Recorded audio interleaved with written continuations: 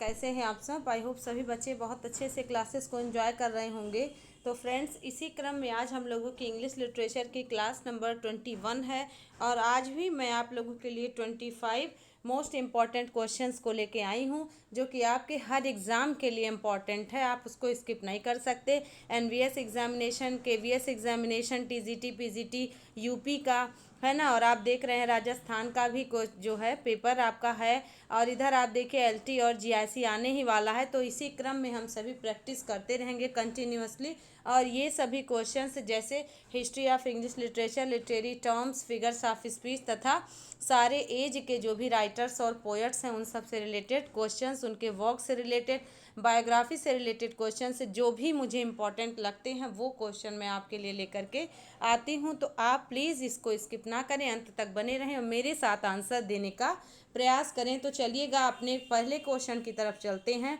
Arms and the man is an या a, ये क्या है? Gentle comedy, comedy of manner, sentimental comedy की एंटी रोमांटिक कॉमेडी। तो सबसे पहले आप बताएं आर्म्स एंड द मैन लिखा किसने था? ठीक है, सबसे पहला आंसर आपका यही बन सकता है। आर्म्स एंड द मैन ये किस किस जोनरा में लिखा गया है ये तो आपको बताना ही पड़ेगा, बट आप ये भी बताएं कि इसको लिखा किसने था। आप बताइएगा। देखिएगा, इसको बिल्कुल सही जी शॉ यानी कि जॉर्ज बर्नार्ड शॉ ने लिखा था, जो अपने comedy of idea problem play की वजह से जाने जाते हैं। ठीक है, तो ये किस पर बेस्ड है? तो इसको याद रखिएगा, this one is an anti romantic comedy. ये किस पर बेस्ड है? तो सबसे पहले आप इसको याद कर लीजिएगा। It is based on love and war. ठीक है, लव एंड वॉर पर आधारित ये एक प्रकार का एंटी रोमांटिक कॉमेडी है। आपको पता है इसमें कुछ किरदार हैं, एलटी के सिलेबस में मेंशन है ना ये, और इसमें आप देखते हो रैना पेटकॉफ है, सर्जियस है और लाउका है, बहुत सारे कैरेक्टर्स हैं, है ना, मेजर पेटकॉफ, कैथराइन पेटकॉफ, ये सब हैं। तो इसका सब्जेक्ट लव और वार है। ये पब्लिश हुआ था, तो आप इसको पब्लिकेशन डेट भी याद रखें, 1898 में पब्लिश हुआ था। बट पहली बार ये जब लिखा गया था 1893 से लेकर 94 तक, तो ये पहली बार परफॉर्म हुआ था एवेन्यू थिएटर में। इसको भी याद रख लीजिए, क्वेश्चन बन सकता है। 21 अप्रैल 1894 को ये एट द एवेन्यू थिएटर में परफॉर्म हुआ था। ठीक है, एवेन्यू थिएटर, इसको याद रखना पड़ेगा आपको।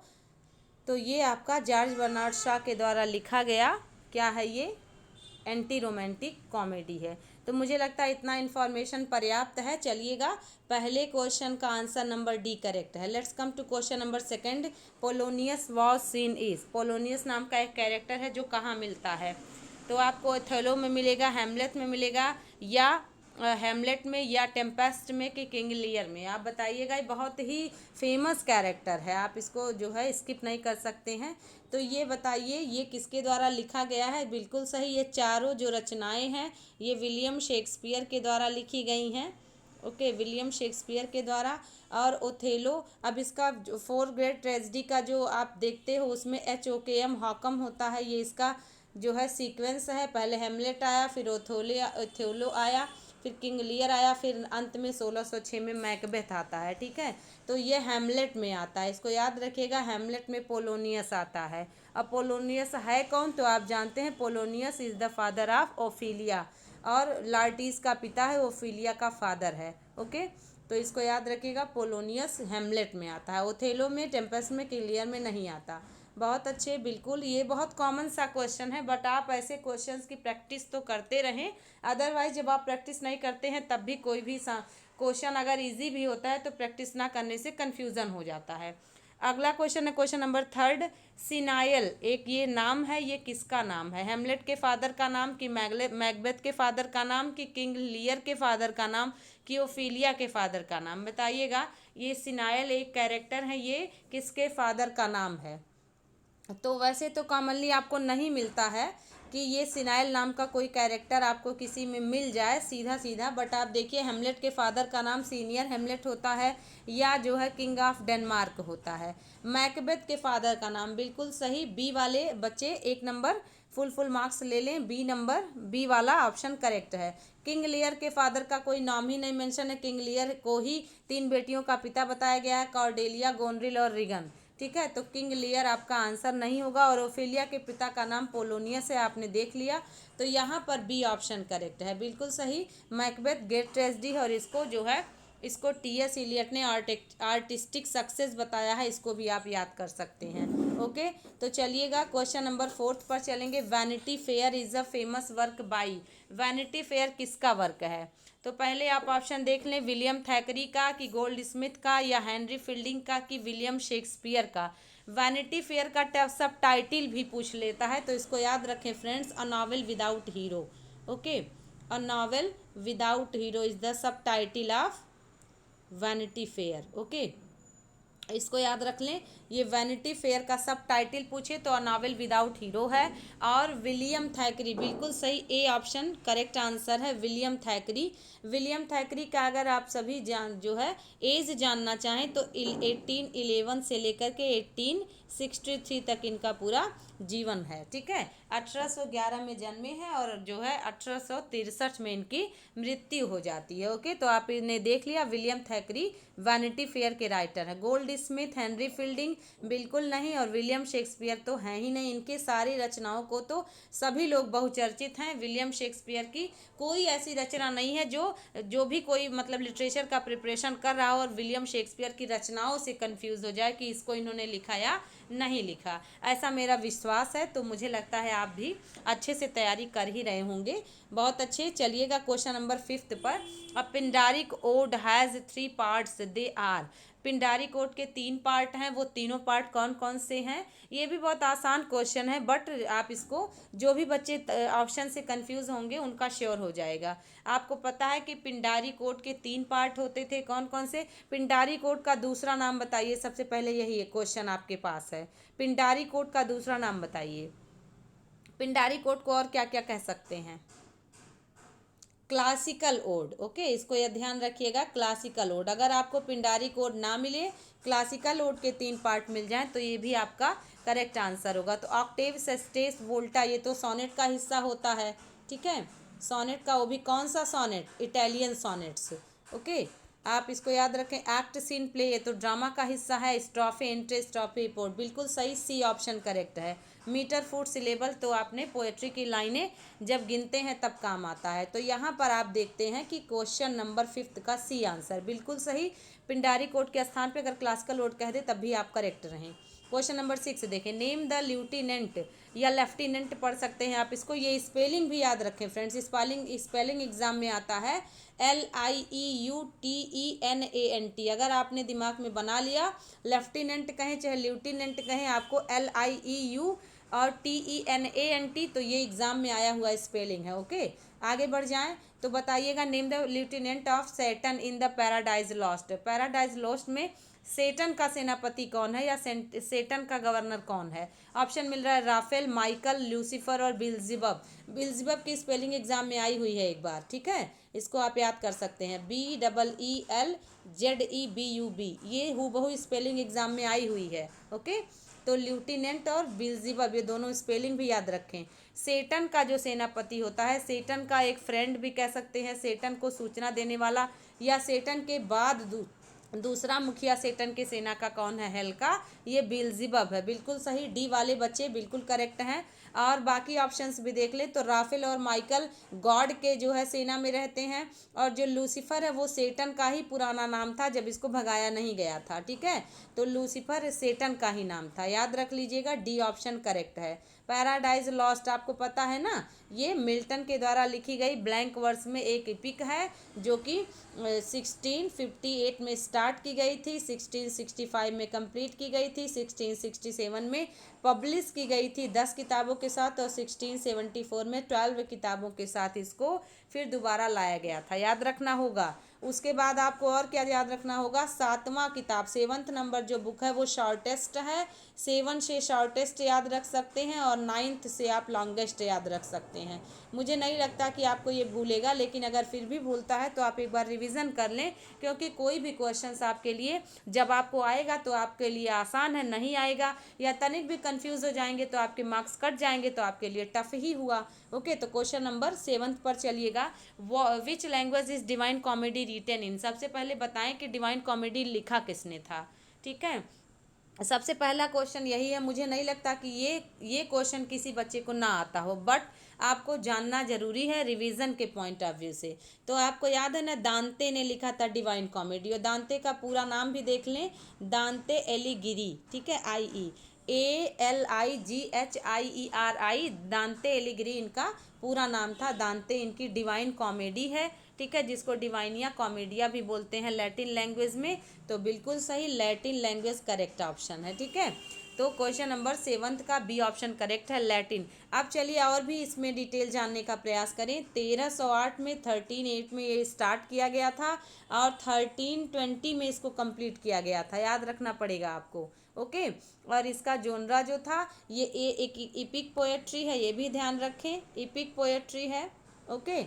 और ये ओरिजिनल लैंग्वेज इटालियन लैटिन में लिखा गया था, तो Latin is the correct option. Question number 7 complete हुआ। 8 पर चलिएगा। हाउ मेनी सिल्फ्स, सिल्फ मतलब कौन, ये परियां हैं, जो परियां हैं sylphs are given the charge of protecting Belinda's petticoat in Rape of the Lock. बताइएगा बेलिंडा की रक्षा कौन करती हैं, कितनी परियां करती हैं। आपको पता है इटी रेप ऑफ द लॉग एक मॉक हीरोइक की पिक है, आप इसको याद रखना पड़ेगा। मॉक हीरोइक की पिक कहे चाहे मॉक की पिक कहे, बोथ आर सेम। ओके। तो इपिक के तर्ज पर ही बनाया जाता है, छोटी सी बात को बड़ा बनाया जाता है, that is called mock EPIC. तो इसको बताइएगा रेप ऑफ द लॉग लिखा किसने है, सबसे पहला क्वेश्चन तो यही बनता है, ठीक है। तो याद रख लीजिएगा, बिल्कुल आप लोग आंसर देते रहे। क्वेश्चन नंबर 8 का अलेक्जेंडर पोप, ठीक है, अलेक्जेंडर पोप ने इसको लिखा था। ओके, इसको आपने याद रखना पड़ेगा। और ये जो है 50 परियां, क्वेश्चन नंबर 8 का सी ऑप्शन करेक्ट है, बिल्कुल सही, सी वाले बच्चे करेक्ट हैं। 50 परियां रक्षा करती हैं बेलिंडा की, ठीक है। और आपने देखा उसके टेबल पे बाइबिल वगैरह भी रखी हुई है, तो इसको आपने ध्यान रखना पड़ेगा। इसके बाद अब आप और जानने का प्रयास करें तो 1712 में इसको पहली बार किसमें किया गया था, तो मे 1712 में इसको 2 कैंटोज में, टोटल कैंटोज कितने हैं ये भी बता दें, तो टोटल कैंटोज 5 हैं। बट 1712 में मई में ये पहली बार पब्लिश हुआ था, तो 2 कैंटोज थे। और दोबारा इसका 1714 में पब्लिश हुआ था, तो इसमें 3 कैंटोज और जोड़ के 5 कैंटोज टोटल बनाए गए थे। ओके, ये याद रखिए। अच्छा, ये भी आप बता दें कि ये किस में लिखा गया है, ऑप्शन ले लें। हीरोइक कपलेट में लिखा गया है, ब्लैंक वर्स में, फ्री वर्स में, या एम्बिक पेंटामीटर में। बताइएगा, हीरोइक कपलेट एम्बिक पेंटामीटर में लिखा गया है, तो इसको याद रखना पड़ेगा। कोई भी क्वेश्चन आपके लिए इंपॉर्टेंट हो सकता है। ओके। अब एक क्वेश्चन और है जो कि बताइएगा, बेलिंडा के पास एक डॉग भी है, कुत्ता, और उस कुत्ते का क्या नाम है। बताइएगा, आंसर करें आप, मैं इंतज़ार कर रही हूँ आपके आंसर का। हाँ बताइएगा, बेलिंडा के डॉग का क्या नाम है, लैप डॉग, बिल्कुल सही, ठीक है, लैप डॉग इसके कुत्ते का नाम है बेलिंडा के। तो चलिएगा आगे बढ़ जाते हैं क्वेश्चन नंबर 9 पर। रेप ऑफ द लॉग सेटायरिस, ये एक प्रकार का सेटायर है, आप जानते हैं रेस्टोरेशन एज में सेटायर का और हीरोइक स्टाइल का प्रचलन बढ़ गया था। तो ये बताइएगा किस पर सेटायर है। पहला, फैशन ऑफ प्लेइंग कार्ड्स, दूसरा ऑप्शन आपको मिल रहा है फैमिली फ्यूड्स, तीसरा fashion of going to club houses, चौथा कंटेम्प्रेरी अरिस्टोक्रेटिक सोसाइटी। बताइएगा, बेलिंडा के बाल काटने को लेकर के मुद्दा बना दिया गया था, एराबेला फार्मर वगैरह इसी से रिलेटेड जो है कुछ शब्द हैं, बताइएगा। बिल्कुल सही, ये दो धनाढ़ परिवारों के बीच की बात है, तो याद रख लीजिएगा कंटेम्प्रेरी अरिस्टोक्रेटिक सोसाइटी, यानी धनाढ़ संपन्न परिवार, संपन्न समाज की जो धारणाएं थी उस पर एक सटायर है। बिल्कुल सही, 9th नंबर क्वेश्चन कंप्लीट हुआ। 10th नंबर क्वेश्चन देखेंगे, the stanza of ballad has, ballad में कितने स्टेंजाज होते हैं, 6, 4, 8 और 2। बताइएगा which option is the correct option. याद रखिएगा जो है बैलेड में, बिल्कुल सही, ये बहुत आसान सा प्रश्न है, ठीक है। मैं आसान इसलिए बोल देती हूँ, जो भी बच्चे नहीं, जिनको नहीं भी आता है या कंफ्यूज हो जाते हैं, वो इस विश्वास के साथ रहें कि आपने एक बार पढ़ लिया तो आपको भी आ गया, ठीक है, बस रिवीजन करते रहें। तो ये ballad stanza, B for ballad, तो 4 हैं, 4 लाइनें बटी होती हैं, इसको क्या बोलते हैं, तो याद रख लीजिएगा बैलेड स्टेंजा को क्वाट्रेन भी बोला जाता है। ओके। और जो लोग बैलेड को और एम्बिक मीटर में लिखा जाता है, जो लोग बैलेड को गाते थे उनको क्या बोलते थे, मिंस्ट्रल बोलते थे। और ये हार्प की मदद से गाते थे, हार्प एक प्रकार का वाद्य यंत्र होता था। तो ये सारे क्वेश्चंस आपके लिए इंपॉर्टेंट हैं। चलेंगे क्वेश्चन नंबर 11 पर। The ballad singers were called as, यही क्वेश्चन अभी हमने आपको बता दिया। हार्प से गाते थे तो हार्पर कहलाते थे, कि पोएट्स थे, कि म्यूजिशियन थे, कि मिनिस्ट्रल थे। तो बैलेड स्ट्रेंजर आप याद रखिए मिनिस्ट्रल्स कहलाते थे। बैलेड को जो है गाने वाले ये ग्रुप सिंगर्स होते थे, घूम घूम करके जो है ओरली ट्रांसमिटेड ये सब जो है स्टाइल होती थी, कहीं लिखा उखा नहीं जाता था। बाद में फोक सॉन्ग को लिखने का प्रचलन चल गया। ठीक है, आपने सबसे बढ़िया उदाहरण राइम ऑफ एंसेंट मारिनर जो है देखते हैं, ये एच टी कॉलरिज के द्वारा लिखा गया बैलेड है। और जॉन किट्स का ला बैलेडम सेंस मर्सी भी बैलेड है। तो क्वेश्चन नंबर 11 का ए ऑप्शन बिल्कुल सभी लोग करेक्ट हैं। क्वेश्चन नंबर 12 देखेंगे। द एन इपीलॉग एपियर्स, आप देखिएगा ऑफ सम ऑफ प्लेस, बताइए इपीलॉग आता है शुरू में, अंत में, बीच में या एसे में। इपीलॉग और प्रोलॉग, अब मैंने हिंट भी दे दिया, मुझे लगता है सबको याद हो गया होगा। ठीक है, तो ये क्या है याद रखना पड़ेगा। यहाँ आपको मिल जाएगा इन द बिगनिंग, गलत, ये तो प्रोलॉग होता है। इन द एंड बिल्कुल सही, at the end B option correct है। क्वेश्चन नंबर 12 बी ऑप्शन, जिन भी बच्चों का बी ऑप्शन करेक्ट है 1 नंबर ले लें। और आप अपने स्कोर हमें ज़रूर से ज़रूर बताएं। ठीक है, जब आप स्कोर बताते हैं तो मुझे पूरा मतलब कॉन्फिडेंस होता है कि हाँ किस हद तक बच्चे मेहनत कर रहे हैं, और भी लेवल जो है बढ़ाने की आवश्यकता है क्वेश्चन का, कि अभी यही रहने दिया जाए।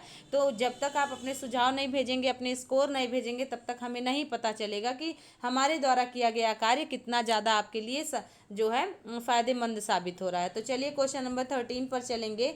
इन which play of the Shakespeare do you find casket scene, ये भी बहुत जो है इम्पॉर्टेंट क्वेश्चन है। तो बताइएगा कास्केट सीन हर कोई जानता होगा, एज यू लाइक इट में, या टेम्पेस्ट में, या मर्चेंट ऑफ वेनिस में। बताइएगा क्या करेंगे आप। मर्चेंट ऑफ वेनिस बिल्कुल सही, सभी लोग करेक्ट हैं। Merchant of Venice casket scene है तो ना, लेड का कास्केट होता है, गोल्ड कास्केट होता है ना। तो आपने देखते हैं कि जो बसनियो होता है वो आपका लेड कास्केट उठाता है, और उसमें उसकी जीत होती है और उसकी पोर्शिया से शादी हो जाती है। तो आपको याद रखना पड़ेगा कास्केट सीन दिखाया गया है, फेमस सीन है। जैसे मैकबेथ में पोर्टर सीन है, हेमलेट में ग्रेव डिगर सीन है, ठीक उसी प्रकार से मर्चेंट ऑफ वेनिस ये ट्रेजी कॉमेडी माना जाता है। ट्रेजी कॉमेडी क्या होता है, अगर कि जो है अच्छे के साथ अच्छा, गलत के साथ गलत, तो ये पोएटिक जस्टिस भी कहते हैं, ट्रेजी कॉमेडी भी कहते हैं। अंत में हैप्पी एंडिंग होती है। ओके, तो यहाँ पर Merchant of Venice, As You Like It आपका पेस्टोरल है, सेटिंग है इसका। और टेम्पेस्ट आपका swan song of William Shakespeare, masque भी माना जाता है। और आपको ये मिल जाएगा 1610-11 में। और हेमलेट तो आप जानते हैं ग्रेट ट्रेजेडी है। आगे बढ़ जाइए question number 14। Life is a tale told by an idiot full of sound and fury signifying nothing, ये लाइन किसने कही, कहाँ कही, बताइए। सबसे पहले तो यही क्वेश्चन कहाँ पर कही गई है, ओथेलो में, मैकबेथ में, या हैमलेट में, कि किंग लियर में। और इससे रिलेटेड विलियम फकनर ने जो है कुछ लिखा है, ये भी आप बताते चलें, बताइएगा। विलियम फकनर पीजीटी के सिलेबस में है ना मेंशन, बताइएगा। साउंड एंड फरी 1929 में विलियम फकनर ने लिखा है ना, तो इसको याद रख लीजिएगा। ये आपका सेम सेम है, मैकबेथ से उठाया गया है। तो ये लाइन मैकबेथ का है। Okay, life is a tale told by an idiot. अब आपका क्वेश्चन बनता है कि इसको जो है किसने कही, कहाँ कही, तो याद रखिए इसको कही है मैकबेथ ने। जब उसको पता चलता है कि उसको सूचना मिलती है कि उसकी पत्नी की मृत्यु हो गई है, तो एक्ट 5 में, याद रखिए एक्ट भी आता है, एक्ट 5 सीन और 5 में, ये जो है मैकबेथ ने कही है, एक्ट 5 सीन 5। और लेडी मैकबेथ की मृत्यु की सूचना मिलने पर, इसमें कौन सा फिगर्स ऑफ स्पीच है। सारे क्वेश्चंस आपके लिए इंपॉर्टेंट हैं, बताइएगा। क्वेश्चन नंबर 14 में फिगर्स ऑफ स्पीच बताएं। ऑप्शन ले लें, मेटोनमी, मेटाफर, सिमली या अलिटरेशन, बताइए। यहाँ देखिए जीवन को कहानी कही गई है ना, किसी चीज़ को कोई बात कह देना, ये क्या होता है, मेटाफर, याद रखें मेटाफर। ओके, मेटाफर आपका करेक्ट आंसर है। Metaphor is the correct option. Okay, तो आप इसको याद रख लें। चलेंगे क्वेश्चन नंबर 15 पर। A tragicomedy is a play with a play, a comic play which ends in a tragedy, a play in which tragic and comic scenes are evenly distributed, या romantic play which ends in a tragedy, या tragic play which ends in a comedy. बताइए क्या correct है इसमें। आप पूरी कोशिश करें कि 25 में आपका पूरा मार्क्स आए, और बहुत से बच्चों का आ भी रहा है। मुझे बहुत खुशी होती है देख करके कि हमारे फ्रेंड्स कितना मेहनत कर रहे हैं, और इसलिए आप ध्यान रखिएगा कंपटीशन बहुत बढ़ता जा रहा है। एक एक दिन आपके लिए इम्पोर्टेंट है, आप तनिक भी रेस्ट ना करें, कंटिन्यूटी बनाए रखें। ट्रेजी कॉमेडी क्या होती है, फटाफट आंसर करें। क्वेश्चन नंबर 15 आंसर करें। देखिए ट्रेजी कॉमेडी आपको बिल्कुल भी भूलना नहीं है, अंत में हैप्पी एंडिंग होगी। तो बस आप ये देख लें कौन सा आपको स्किप करना है। तो ट्रेजिक एंड गलत हो गया, और सी ऑप्शन भी अगर आप देखें तो सी ऑप्शन में भी ट्रेजिक एंड हो रहा है, ये भी गलत हो गया। अब दूसरा और तीसरा की बात करें तो tragic play comic scene are evenly, तो ये जो है डिस्ट्रीब्यूटेड, यानी जो है अब डिस्ट्रीब्यूट किए जाते नहीं। आप याद रखिए tragic play which ends in a comedy. एक ट्रेजिक प्ले मतलब पूरे टाइम आपको कन्फ्यूज़न और डिस्टरबेंस मिलेगा, और हमें जो है उलझते सुलझते ही अंत में हैप्पी एंडिंग हो जाती है। तो आप क्या कहेंगे कि ट्रेजिक प्ले होता है, स्टार्टिंग में सब कुछ कन्फ्यूज़न भरा और अंत में happy ending, that is called ट्रेजी comedy. और ये क्वेश्चन आपको जो है बहुत ज़्यादा इम्पॉर्टेंट समझना होगा, आप इसको स्किप नहीं कर सकते, क्योंकि आप देखते हैं कि आजकल जो क्वेश्चंस हैं वो राइटर्स और पोएट से तो आ ही रहे हैं, टर्म से रिलेटेड क्वेश्चंस भी बहुत ही ज़्यादा पूछे जा रहे हैं। तो एम एच अब्राहम की जो बुक है आप उसको पढ़ें, और उससे आपका हिस्ट्री ऑफ इंग्लिश लिटरेचर भी कुछ ना कुछ होता है सॉल्व, और लिटरेरी टर्म्स तो आपके सुलझ ही जाते हैं। ओके, तो क्वेश्चन नंबर 16 बताएं। अ फार्स इज फार्स क्या है, कॉमेडी लीडिंग टू क्राइम, या ट्रेजी ऑफ अनसक्सेसफुल लव अफेयर, या कॉमेडी दैट कॉज्ड बॉयस्ट्रस लाफ्टर, या थिएट्रिकल कंपनी। बताइएगा। बस आप याद रखें पहले जब जो है ड्रामा चर्च में होता था तो mystery play, miracle play, morality play, interlude आया, फिर धीरे धीरे कॉमिक रिलीफ आया, ट्रेजी कॉमेडी आया, फिर फार्स भी आ गया, comedy of humour, comedy of manner, sentimental comedy, anti sentimental comedy. तो ये सब जो है धीरे धीरे मनोरंजन करने का तरीका बदलता रहा। तो ये क्या हो जाएगा, पहला ऑप्शन क्राइम गलत हो गया, दूसरा ऑप्शन ट्रेजिडी से रिलेटेड गलत, ये फार्स कॉमेडी से रिलेटेड शब्द है।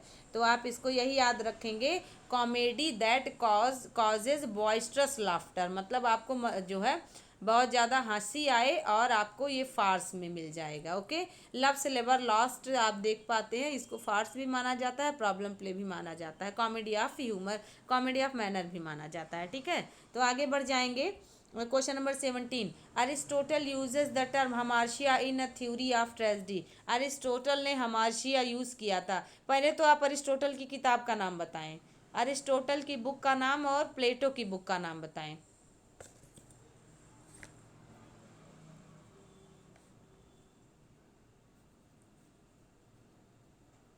अरिस्टोटल की बुक का नाम क्या है, पोएटिक्स, बिल्कुल सही। ठीक है, पोएटिक्स अरिस्टोटल की किताब का नाम है, और रिपब्लिक प्लेटो की किताब का नाम है रिपब्लिक। तो इसको आप भूल नहीं सकते हैं, याद रखिएगा। चलिएगा बताइएगा हमार्शिया क्या है।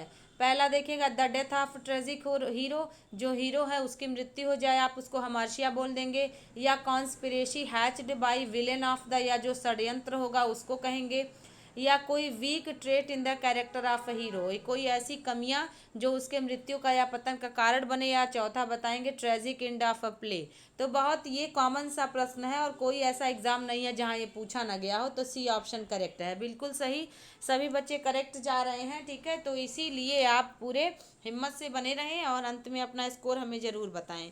तो यहाँ ध्यान रखिएगा, जो अरिस्टोटल ने 4 शब्दों को कॉइन किया है, कौन कौन से 4 शब्द हैं बताइए। एक तो हमार्शिया आपको मिल ही गया, दूसरा बताइए कौन कौन सा है, 3 और बताइए फटाफट। बिल्कुल, हमार्शिया है, कैथारसिस है, एनाग्नोरिसिस और पेरिपेटिया है। ये चारों क्या होता है, एग्जाम में अल्टरनेट करके पूछता रहता है। देखिए हमार्शिया तो आप जान गए कि एक ऐसा कमी, जैसे हेमलेट में है तो हेमलेट निर्णय नहीं ले पाता है, तो इस वजह से वो मारूं कि ना मारूं, है कि नहीं है, दोषी है कि नहीं है, क्लॉडियस ने मारा कि नहीं मारा, यही कन्फ्यूज़न में वो जो है अपने जो है लिए खतरा पैदा कर लेता है। और आप देखते हैं ओथेलो की कमी क्या है, वो दूसरे पर विश्वास कर लेता है, आइगो के भड़काने में आ जाता है। किंग लेयर चापलूस पसंद इंसान है, उसको जो जो चापलूसी करेगा वो उसको वो सब कुछ दे देगा। तो तो आप देखते हैं कि कॉर्डेलिया चापलूसी नहीं करती है, तो अंततः वो मतलब जो है हमार्शिया की वजह से किंग लियर फिर दोनों बेटियों के द्वारा सताया जाता है। फिर आपको मिल जाएगा हेमलेट हो गया, ओथेलो हो गया, King Lear. Macbeth over ambitious है, तो एम्बिशन की वजह से वो अपनी मृत्यु को ले आता है। तो हमार्शिया हो गया कैथारसिस, याद रखेंगे कैथारसिस है। ये आपका है, ये एक मेडिकल टर्म है। ये आपका pity and fear, full of pity and fear है। पेरीपेटिया मतलब रिवर्सल ऑफ फॉर्चून और सिचुएशन। एनाग्नोसिस मतलब रिकॉग्निशन ऑफ अ सिचुएशन। ठीक है, तो आप इसको याद रख लें। क्वेश्चन नंबर 18 देखें, name the autobiography of Rousseau. Rousseau की ऑटोबायोग्राफी का नाम बताएं। My story, my experiment with my life और माई कन्फेशन, सॉरी कन्फेशन, बताएं रूसो ने अपनी बायोग्राफी क्या लिखी थी, बताइएगा। तो जो है रूसो ने और सेंट ऑगस्टाइन ने कन्फेशन नाम से अपनी ऑटोबायोग्राफी लिखी है, तो इसको याद रखें, कन्फेशन करेक्ट है। ठीक है, और जो है सेंट ऑगस्टाइन ने भी कन्फेशन लिखी है। और माई स्टोरी तो कमला दास का है, जो कि आप जानते हैं इंडियन राइटर हैं कमला दास, और ये कन्फेशनल पोएट मानी जाती हैं। और आपका माई एक्सपेरिमेंट विथ ट्रूथ, ये तो महात्मा गांधी का है। तो इस प्रकार से क्वेश्चन नंबर 18 का डी आंसर बिल्कुल सही, डी वाले सभी लोग करेक्ट हैं।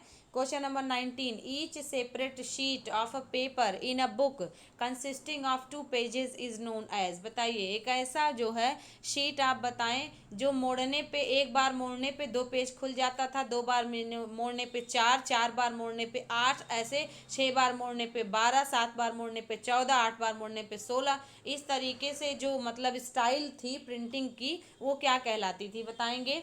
लीफ कहलाती थी, या लिटोटिस कहलाती थी, या कंसीट कहलाती थी, या नियोलॉगिज्म कहलाती थी। ये चारों शब्द आपके लिए इंपॉर्टेंट हो जाते हैं, बताइएगा। बिल्कुल सभी लोग करेक्ट हैं, ए आंसर। हाँ, ए आंसर आपका डी, ए आंसर करेक्ट है, लीफ कहते थे। अब इसी लीफ को आप ध्यान रखें, जब 2 भागों में मोड़ते थे 4 आ जाता था, तो इसको फोलियो नाम दिया गया। 4 मोड़ते थे 8 आ जाता था, तो क्वार्टो नाम दिया गया। तो ये लीफ आपका करेक्ट है। ओके, ये जो है एक पेपर की शीट थी, उसको लीफ कहा जाता था।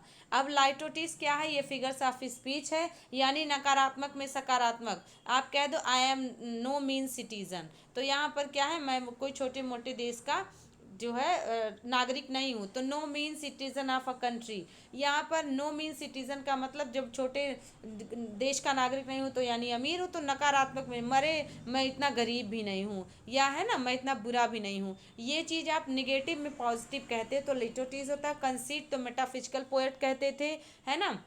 दो फार फेच्ड इमेज यानी कि दूर दराज चीज़ों की तुलना करा देना। और नियोलॉगिज्म मतलब नए शब्द या नए फ्रेज का निर्माण। तो क्वेश्चन नंबर 19 का ए करेक्ट है। ओके, क्वेश्चन नंबर 20 देखेंगे। Analogue is known as, analogue क्या कहलाता है। पहला, डिस्ट्रॉयर ऑफ अ बुक, किताब को ही नष्ट कर देना। वर्शिप ऑफ बुक, किताब की पूजा करना। या तीसरा, a word or thing which is similar to another, या फीलिंग्स ऑफ नॉस्टैल्जिया, अतीत की यादों में घिरे रहना। बताइएगा क्या कहलाएगा। एनालॉग लिटरेरी टर्म्स के शब्द हैं, बताइए। देखिए याद रखना पड़ेगा, सी ऑप्शन, बिल्कुल सी वाले बच्चे करेक्ट हैं, सी इज़ द करेक्ट आंसर। देखिए ये एनालॉग होता है, उसी से एनालॉगी बना है, यानी कि आप कहते हैं ना कि यदि जो है पेन का संबंध बुक से है, तो इसका संबंध कैसे होगा। रीजनिंग में आपने इसको पढ़ा होगा कि जो है यदि ए बराबर डी, तो आप कह दो सी बराबर क्या, तो ए बी सी, 2 स्किप करके डी बना, तो उसी प्रकार से आप सी के बाद 2 स्किप करके अगला जोड़ा बना दे, तो उसको एनालॉग कहते हैं। तो 2 सिमिलर चीज़ों का क्या करना, समानता दिखाना। क्वेश्चन नंबर 20 का सी करेक्ट है। क्वेश्चन नंबर 21 देखेंगे। When did William Faulkner write the Hamlet. बताइएगा द हेमलेट जो है विलियम फकनर ने लिखा, ये क्या है, और बताइएगा। बिल्कुल सही, ये आपको याद रखना पड़ेगा, नावल है। विलियम फकनर का द हेमलेट नावल है। Hamlet and in his problem किसका है, ये बता दें। आंसर तो होता रहेगा, लेकिन कुछ नई बातें भी जान लें।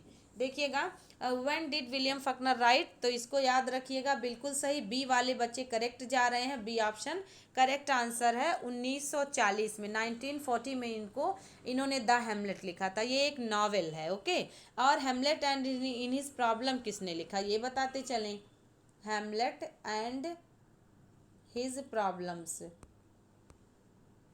इसको किसने लिखा, और हेमलेट अकेले किसने लिखा, ये आपको क्वेश्चन मिल जाएंगे। ठीक है, तो याद रखिएगा हेमलेट जो है अकेले लिखा था विलियम शेक्सपियर ने। यू आर हेमलेट किसने लिखा था, सोच लीजिए।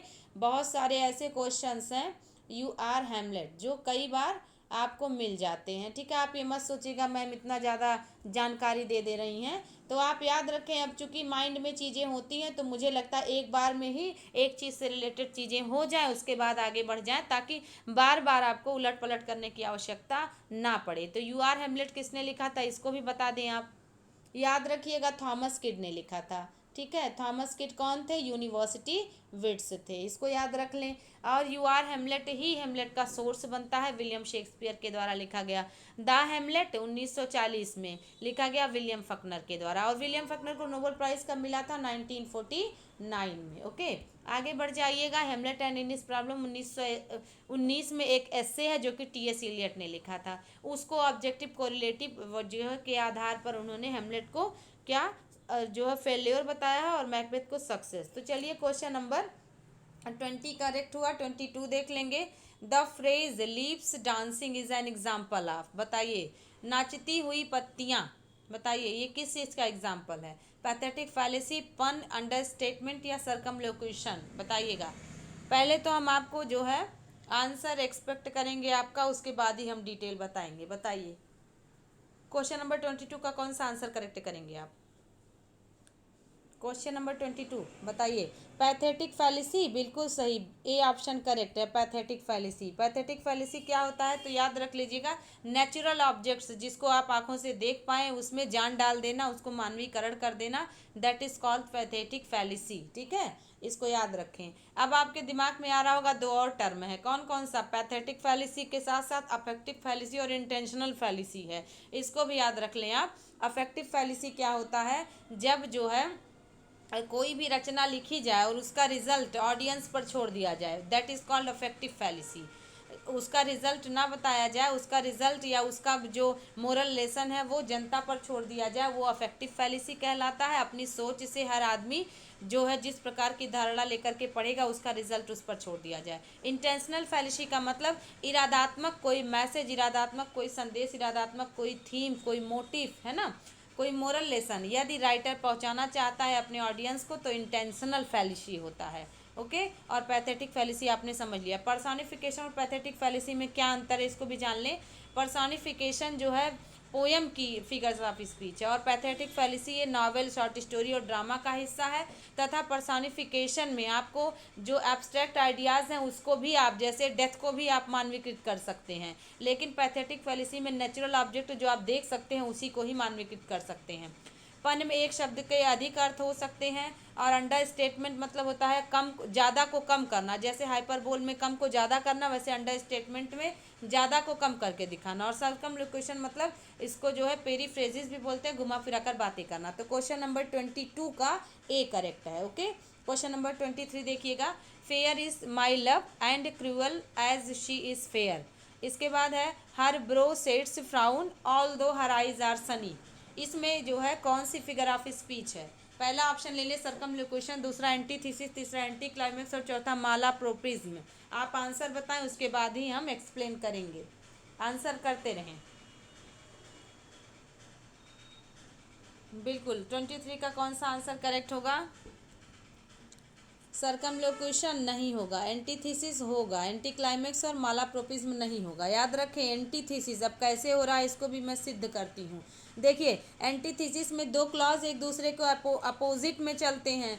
अगर आपका अगल बगल शब्द अपोजिट हो तो ऑक्सीमोरन हो जाता है, आइडियाज अपोजिट हो तो पैराडॉक्स हो जाता है, लेकिन दो क्लॉज एक दूसरे के अपोजिट में काम करें तो एंटीथीसिस हो जाता है, ठीक है। और antithesis figure of speech important है, जरूर से जरूर पूछता है, तो आप इसको, इसके एग्जाम्पल्स को, इसके डेफिनेशन को जरूर से जरूर पढ़ें और डिफ्रेंशिएट करके पढ़ें कि ऑक्सीमोरन में, पैथेटिक फैलिसी में, है ना, अफेक्टिव फैलिसी में, पैराडॉक्स में, एंटीथीसिस में क्या अंतर है। इसको हम जो है बताते रहते हैं, लेकिन अगर फिर भी कोई भी कन्फ्यूजन आपको है तो आप कमेंट बॉक्स में कर सकते हैं। ओके, तो बताइएगा फेयर इज माई लव, आप देख पा रहे हैं एक तरफ कह रहा है फेयर इज माई लव, अब दूसरे पार्ट में देखें लव का उल्टा क्रूअल है, क्रूअल एज शी फेयर, तो ये पहले क्लास का दूसरा अपोजिट किया। यहाँ देखिए हर ब्राउन सैडेड फ्राउन, एक तरफ छाया और दूसरी तरफ धूप, देखिए ना, बता रहा ना, पहला क्लास दूसरे का उल्टा, दूसरा क्लास तीसरा चौथे का उल्टा, तो ये एंटीथीसिस है।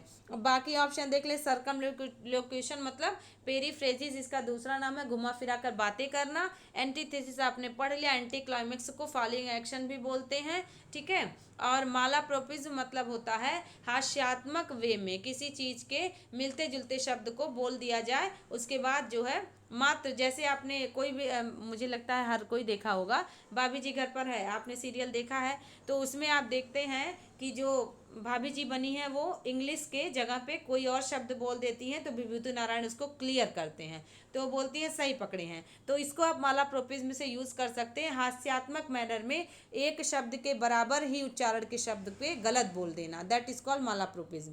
क्वेश्चन नंबर 24 पर चलेंगे।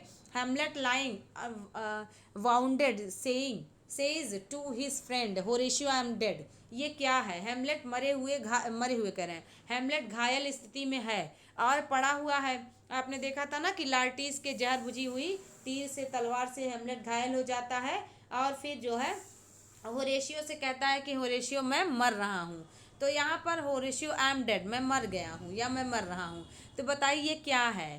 पहला पन, दूसरा हाइपरबोल, तीसरा एनाग्नोरिसिस और चौथा प्रोलेप्सिस। तो देखिएगा आपको पता चल ही गया होगा कि यहाँ पन नहीं है, हाइपरबोल नहीं है, तो या तो सी होगा या तो डी होगा। सी और डी में से क्या होगा बताइएगा, कौन सा ऑप्शन करेक्ट किया जाए? एनाग्नोरिसिस मतलब होता है सिचुएशन की पहचान करना, बट यहाँ पर हेमलेट का ये कोई रिलेशन नहीं है, ये प्रोलेप्सिस है। इसको हिंदी में लिख लीजिएगा पूर्वानुमान, ठीक है, हिंदी में आप लिख लेंगे पूर्वानुमान, अब नहीं भूलिएगा। प्रोलेप्सिस मतलब पूर्वानुमान। तो यहाँ पर हेमलेट मर ही जाएगा उसको पता है, लेकिन उससे पहले उसको ज्ञात हो चुका है और वो होरेशियो से कहता है मैं मर रहा हूँ, तुम्हें जिंदा रहना होगा। और फिर देखते हैं फर्टिनब्रास के द्वारा उसका अंतिम संस्कार किया जाता है और हेमलेट होरेशियो से कहता है कि तुम बताना मेरी विजय की गाथा।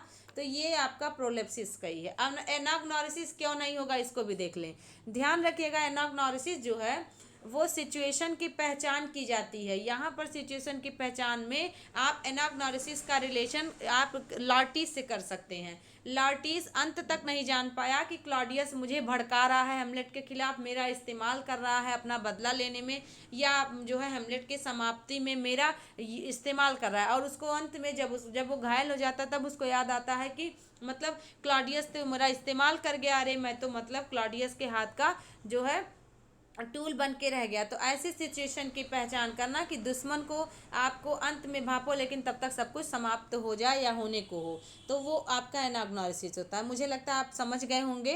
क्वेश्चन नंबर 25 देखें। Necessity is the mother of invention, ये कौन सा फिगर ऑफ स्पीच है? पहला एग्जैगरेशन यानी कि हाइपरबोल, पर्सोनिफिकेशन, अफेक्टिव फैलेसी या ट्रांसफर इपिथेट, बताइएगा। क्वेश्चन नंबर 25 है necessity is the mother of invention, क्या होगा? एग्जेगरेशन मतलब हाइपरबोल होता है, पर्सोनिफिकेशन बिल्कुल बी वाले बच्चे करेक्ट हैं, बहुत आसान सा है, बट आप ऑप्शन में कंफ्यूज हो सकते हैं, B option is the correct answer. Exaggeration मतलब होता है बढ़ा चढ़ा कर कहना, पर्सोनिफिकेशन आप जानते हैं, और अफेक्टिव फैलेसी मैंने बता दिया कि रिजल्ट ऑडियंस पे छोड़ देना।